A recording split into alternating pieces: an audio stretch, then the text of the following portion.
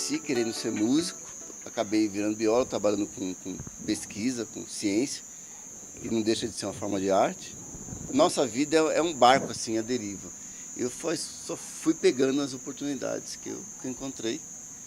A primeira oportunidade, eu ainda era adolescente, quando eu conheci o Nordeste viajando de carona.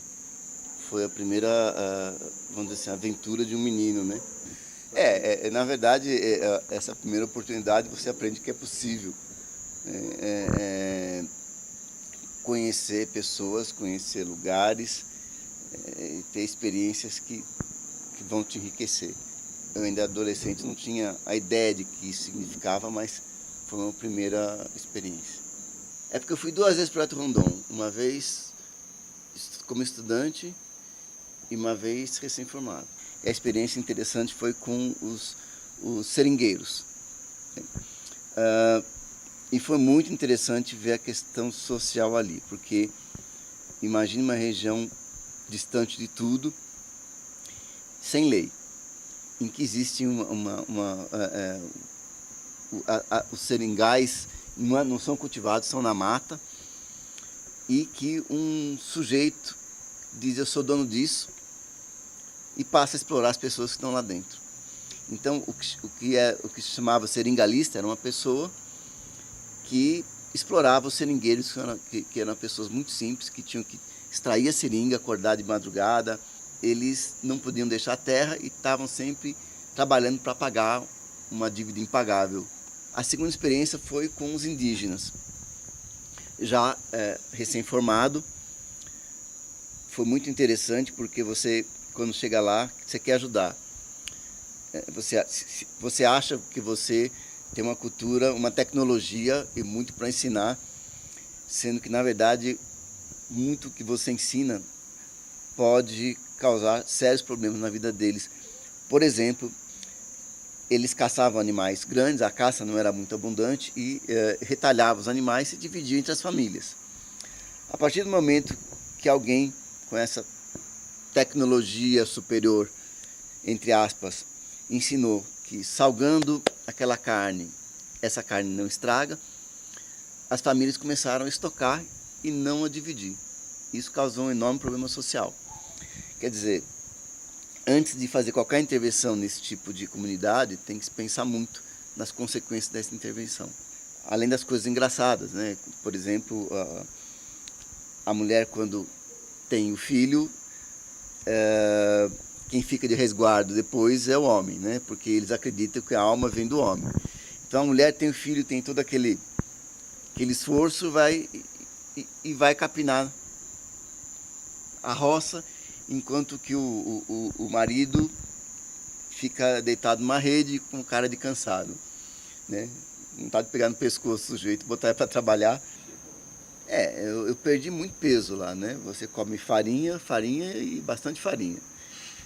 E dependendo da época do ano, é difícil pescar quando é a época da cheia. Você acaba comendo coisas, por exemplo, acaba comendo macaco, né? Carnes que você normalmente não teria coragem de comer e que na necessidade você come.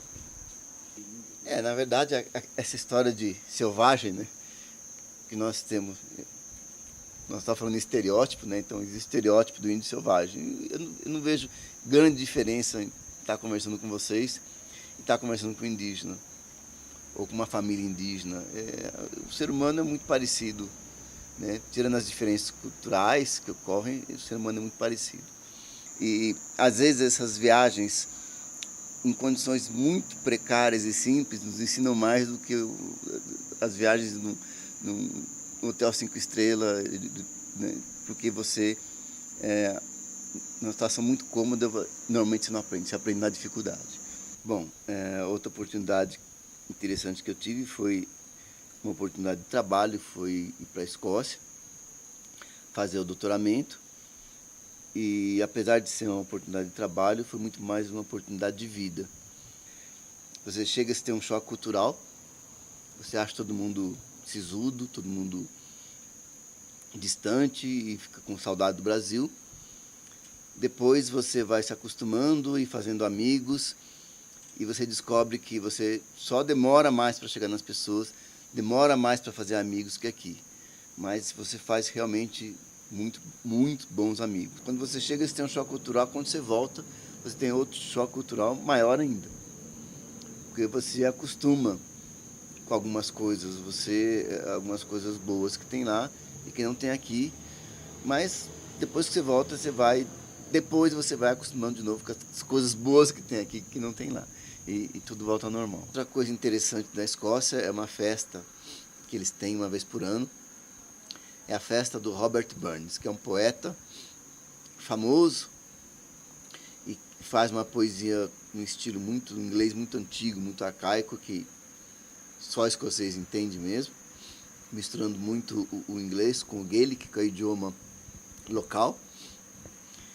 E nessa festa sempre tem alguém recitando as poesias do Robert Burns e comendo haggis, que é uma comida que nada mais é do que miúdo de carneiro com cereais amarrado numa tripa, né, e com cheiro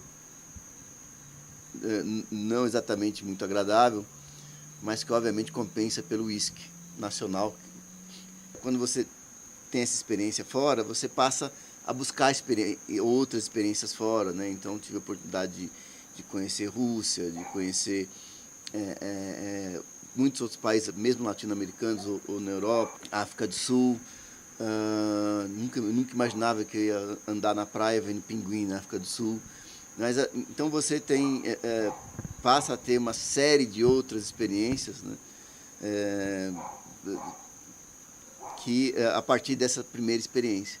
Então é como se fosse uma porta que se abrisse e você aprende que você pode conhecer outros lugares, outras culturas, outras situações. Bom, com relação a conhecer pessoas, existe uma tendência natural nossa de interagir com pessoas que se parecem conosco, né? Isso pode ser agradável, mas não é enriquecedor. Você tem que conviver com pessoas que têm diferenças culturais, às vezes difíceis de aceitar, porque você acaba aprendendo com essas diferenças culturais. Eu lembro que uma vez eu fui quando eu morava na Escócia, eu fui num jantar em que a dona da casa convidou gente muito diferentes, só que como ela sabia da tendência das pessoas se sentar próximas, só com as pessoas mais parecidas, ela colocou nome nas cadeiras. Então eu caí do lado de uma mulher daquelas que só via o que tapava o rosto. Então eu nunca conversaria com ela, nem ela comigo. Mas nada mais enriquecedor do que conversar com uma pessoa muito diferente de você. Um dia desses, assim, conversando com amigos, refletindo, eu fiz uma pergunta para esses amigos, né? De quem se lembrava quem era o avô do seu avô.